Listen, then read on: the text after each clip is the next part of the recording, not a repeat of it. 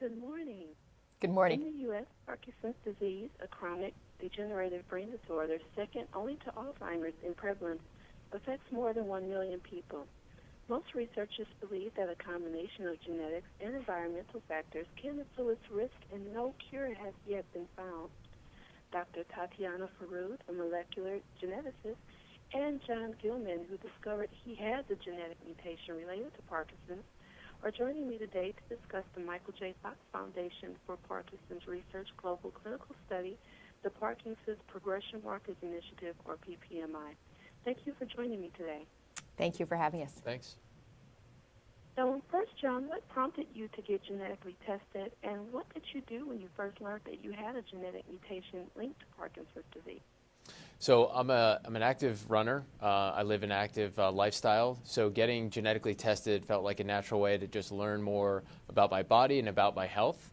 And then when I found out that I have the genetic mutation that makes me more likely to develop Parkinson's, I was surprised. I don't have a family history of Parkinson's. I don't have Parkinson's myself. So it came, to be honest, I thought it was a mistake. But I went online and I found information through the Michael J. Fox Foundation and found out that I could actually use my genetic makeup to participate in research and to help contribute towards finding a cure for Parkinson's. And how has the discovery of this mutation affected your approach to your health, Jon?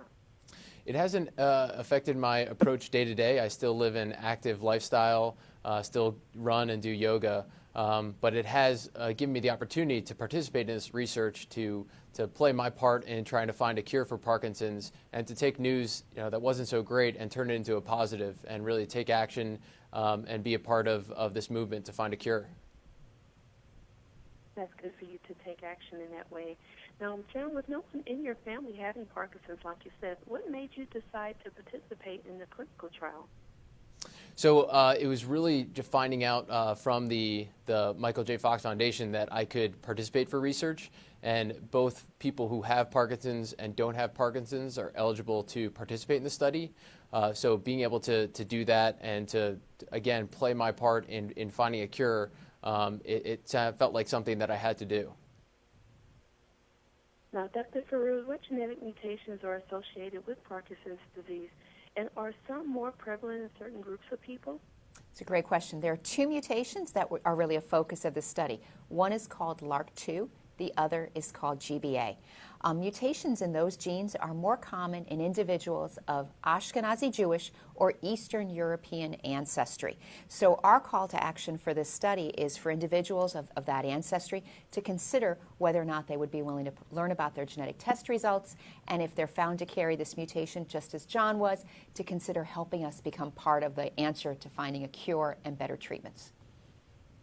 Now, how can studying people with these genetic mutations help researchers discover new treatments for everyone affected by Parkinson's, and to find out if they're at risk for the disease themselves?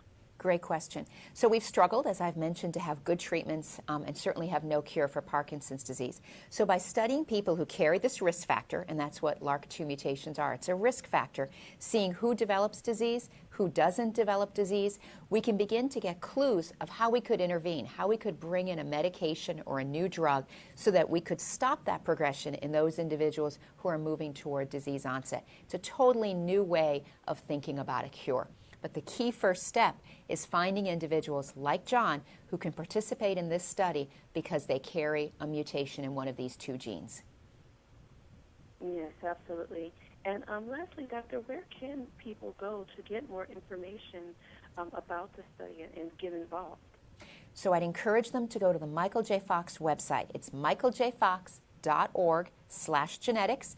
They can learn about the study, answer some simple questions, and if they qualify, they'll receive a saliva kit in their home that they can then use to learn whether or not they carry a mutation in one of these two genes. So it's no blood, and it's a simple thing you can do at your home. That is very simple. And for more information about genetic testing for Parkinson's disease, visit the Michael J. Fox Foundation website at www.michaeljfox.org/genetics. Thank you so much again for joining me today. It's been a pleasure. Thank you so much for having us. Thank you. Have a great day. Have a great day.